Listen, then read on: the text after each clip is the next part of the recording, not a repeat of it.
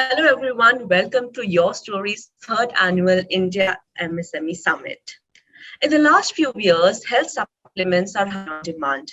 According to reports, the Indian dietary supplement market was valued over $3.9 billion in FY 2020 and is predicted to grow over a CAGR of 16% until 2027. The rising cases of lifestyle health problems such as obesity, blood pressure, diabetes, malnutrition, etc., has simultaneously led consumers to follow preventive healthcare measures. And after COVID-19 hit India, it brought a new era of wellness.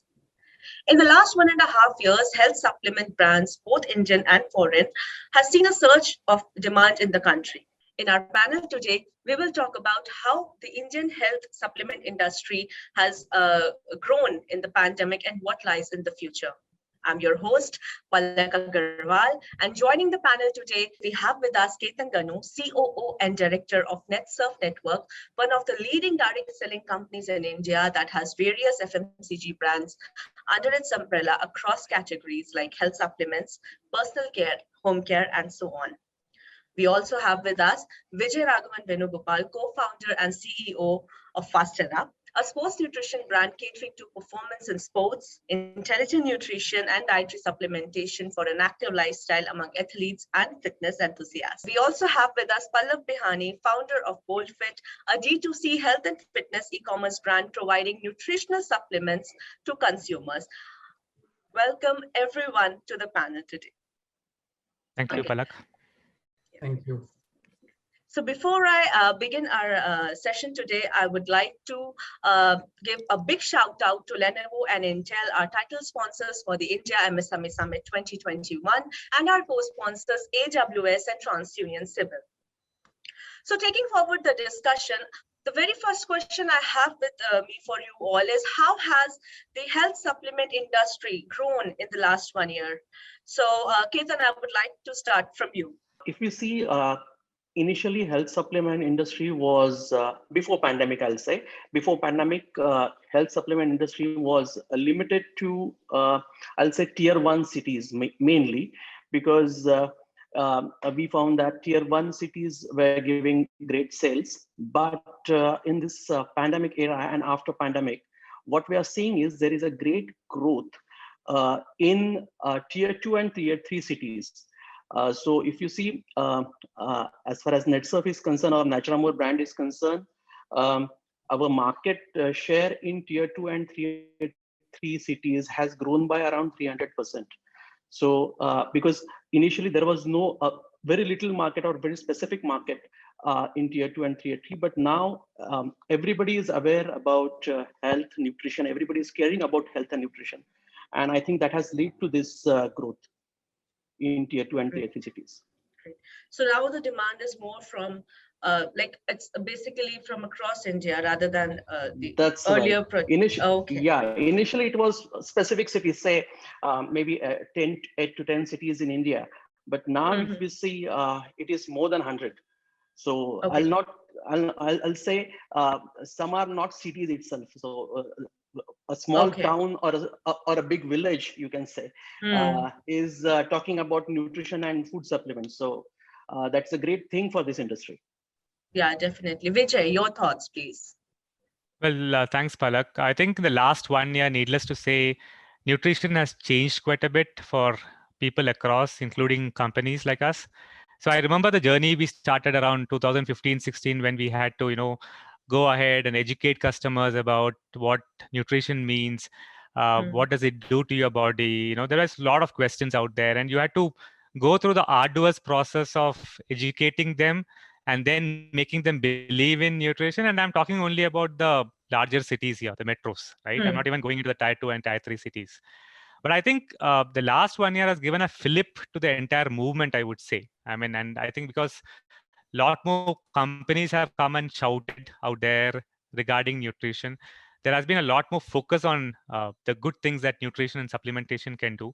Even the people actually have been able to, come out and seek for themselves and proactively go around and look at what are the options available. And I think that has been a big boost for us. So I think from a nutrition perspective for all the companies, including us, I think things have expedited by at least 4 or 5 years, where we could have reached 4 or 5 years hence. That has kind of fastened, It has accelerated, accelerated I the would growth. Yeah. exactly. So I think that has been the biggest thing, and from here on, how we move ahead will be another journey altogether. Great. Pallav. I think the last year has been phenomenal for the entire industry. I think Vijay and Ketan would definitely agree to that, right? I think the pandemic has acted as a catalyst for the industry. I think before the pandemic, nutrition was something what bodybuilders and gym goers would associate themselves with. But I think now in the last 1 year, I think all the panelists here and our viewers, all of them would have at least had one vitamin C pill at some time in the last pandemic, right? So definitely the pandemic has built an industry, right? In very matured in the Western market, seekers are being introduced to the world of health supplements and nutraceuticals. And the pandemic has definitely acted as a catalyst. More than anything, there's a lot of awareness now in the market where, you know, people do understand that there are certain deficiencies or certain improvements in their lifestyle and health that certain vitamins and other supplements can bring. So definitely there has been a major shift in the way people look at health supplements. Something that was, you know, more towards extreme fitness goers or bodybuilders is now something that everyone looks at. And I think there are great times as such for the industry to come and look forward to. Awesome. That's great. So it has been a fruitful year for health supplement industry, I would say. The 2020 was a fruitful year for all of you. Right, most Yes, definitely. yeah. Okay.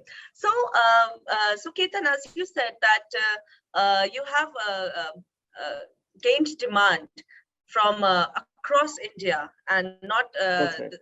that was the time when the demand was not restricted to tier 1 cities. And Right. Vijay, on the other hand, you have also said that because many players are coming in and people are becoming more educated about health supplements. So I want to understand how can SMBs win the online battle, given that many startups are entering into the space. Now, per se, Pallav, you are a startup, and that there are many other brands as well. So for per se, for that matter, Fast Enough. And so how can SMBs win the online battle, given that so many startups are entering into the space? So Ketan, I want to start from you. When we started this nutrition around 16 years back, nutrition journey around 16 years back, our job was to initially educate customer about nutrition. So I think that was a difficult job. But now, after pandemic, everybody knows why nutrition is required. At least everybody know, like Pallav said rightly, they know what is vitamin C, they know what is zinc, they know what is B12 or B, and they know about immunity also. So now these words are like there everywhere. So I think it will be easier for the startups to now take the advantage of this and move forward, because market is there, market is ready, people are aware. So if people are aware, people want this kind of products, then I think everybody can take advantage of this. Okay. Vijay, your thoughts? This is a very interesting question, Palak, because traditionally it has always been the brick and mortar. If you have to succeed in business, you have to have that retail presence, pan India, pan metro cities, etc., and then you can succeed. So, a lot of new startups, new ventures couldn't even dream about being a successful brand, right? But I think that has changed. I mean, today with a lot of marketplaces coming in, a lot of brands being successful on the marketplaces and also on the D2C side, that concept has changed, right? But on the other hand, what's also happening is that any new entrant thinks it's so easy to come into the online space and make a success out of it, right? Because they only see the top 2-3 brands who have been performing well, Right. but they kind of underestimate the process and the journey towards getting there, right? So I think that's where I would probably dwell a couple of minutes on and tell that, at the end of the day, be it offline or online, there is no, route to easy success. It is going to be a lot of hard work. And the very fact that there are more companies now, the entry barriers are slightly lower in the online space because you don't need to create a huge distribution channel, means that there'll be a lot more people coming and playing this game, right? And there will be, I would call it collateral damage, that process, because there will be people experimenting with multiple things on the online space, trying to do different things, because you can do it with a click of a button. And if you have the resources in terms of money and people to do it, right? So if when Right. that is happening, there could be things which could go wrong, right? So I think from whatever our experience has been, and I think Pallav can probably reconfirm that, but I think there has to be a process to it, and it is not going to happen overnight, and there is always a method to it. What you see Hmm. from outside is not the real truth, and you need to be as cautious and as creative going through the story as it was for any other offline company as well. There are so many similarities between an offline space and an online space when you really look at it in detail. And Hmm. finally, I think I have to conclude saying that uh, it's important that you connect to the consumer finally. You might have all the arsenal in your weaponry, but if you don't connect to the consumer, you don't have that repeat happening, and that is what is going to sustain your business along Hmm. with the good products that you are making. Hmm. Right, right. Definitely, definitely. So, Pallav, your thoughts, because you have started up recently, like not very recently, but yes, you have started up. And so how, so I want to, so when you answer this question, I also want that element that what were the challenges that you faced when you went online? So, yeah. Right. See, selling on the internet or selling online, either via your website or via the various marketplaces, the channel gives you a lot of freedom to express yourself. And it also gives you a level playing field as any other big brand out there, whether it's a big global brand or any other big pharma giant out there, right? But you get this level playing field, but it's what you make out of it, right? It all again comes down to what promises you're delivering to your customer, what kind of experience are you delivering to your customer, and do your products actually give result, because that's something that really matters as well, right? So there is a level playing field, but of course at the end of the day it comes down to products. I think even as a consumer, I've tried hundreds of products over the years, and because I felt there was a gap there, Boldfit was born. And probably we try to plug as many holes and gaps possible, right? And and the other thing is, customers do speak about you, about your products. It gives you a lot of time to reflect on how you can do better, because you're directly able to communicate with your customers. And brands that are able to work on this, to actually go out there and hear their customers and curate their products and make it more customer centric, are the brands that would actually go out and thrive. As Vijay rightly said, I think both the channels are very similar. At the end of the day, it's your product that really matters. And of course, online channels give you a level playing field, but it's the experience that you give the customer at the end of the day is what matters. And in that way, I think it's how brands that would differentiate themselves with the kind of messaging, with the kind of honesty, and the kind of results customers would get would eventually turn out to be the differentiating factor between good brands and mediocre brands. Okay. Okay. That's great. So, the common thing which I can extract from the discussion is like having that personal touch and making that connect with the customers is what is the core, are the core, like two main points to have for any SMB. So taking this point forward, Ketan, I want to ask you, because you are your Netsurf is into direct selling. So direct selling Yes, right. is all about leveraging trust and buying from a seller who is known and familiar, okay, Right, and right, trusted in many cases. So right. how does this compare to the model of buying from a new age brand that is selling online? So basically, how does trust work among customers for health supplements specifically, and how is that and how that has evolved in last 1 year? See, trust, I'll say it is the most important factor uh, for any brand or any product to be to get established in the market.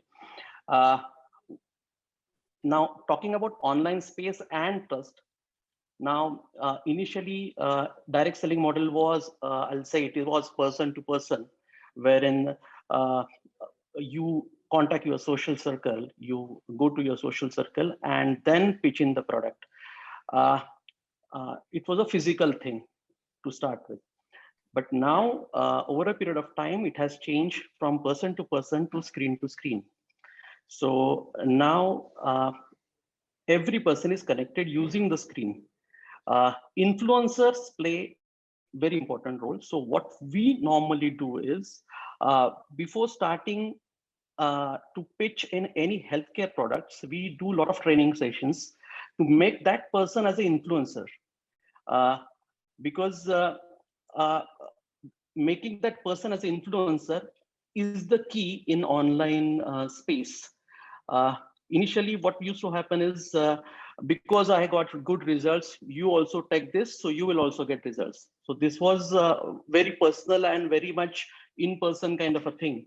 But now, when we are talking about online space, influencers are playing greater role. So what we normally do is we try to make people influencer at least in their social circle.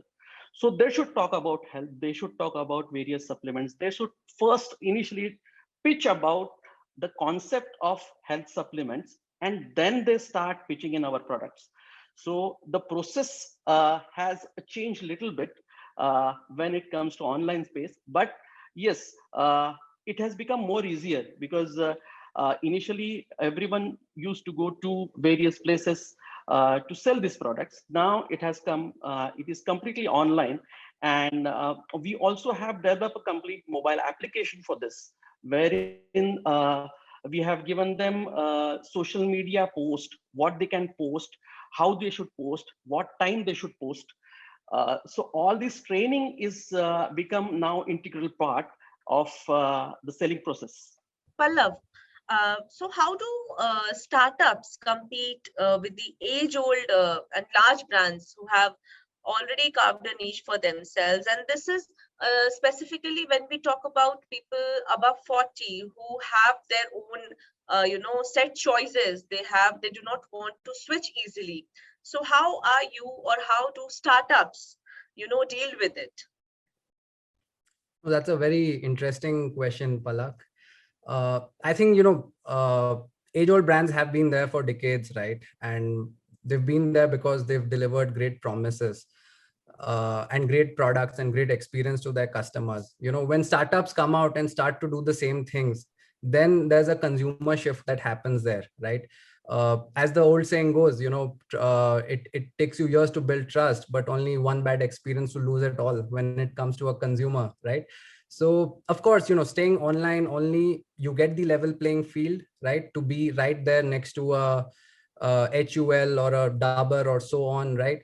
But it again comes down to how you appeal to the customer, how you differentiate yourself, and how you're visible in the eyes of the customer, how you position yourself, right?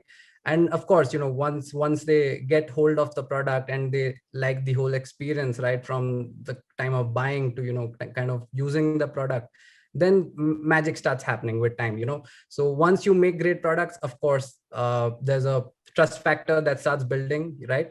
And people do believe that if everything's fine about this product, right, people are more open now towards D2C brands and D2C channels, right? So it all comes down to making great products, differentiate yourself, and be there and listen to your customer, right?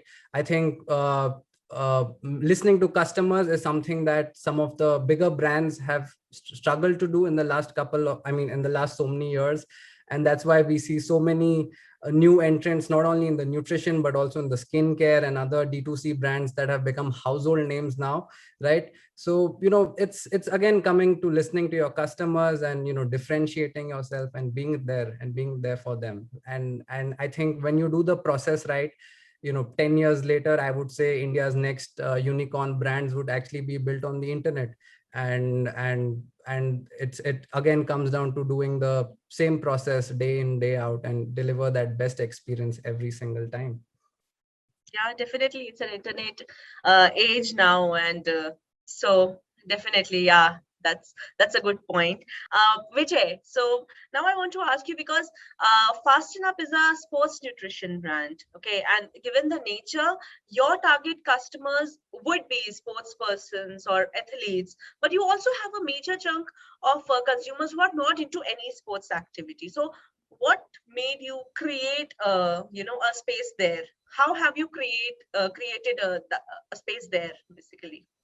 So at the end of the day, nutrition is a one big universe, right? I mean, it's okay to compartmentalize it for specific reasons or tactical reasons, but at the end of the day, your journey is that whole ecosystem, right?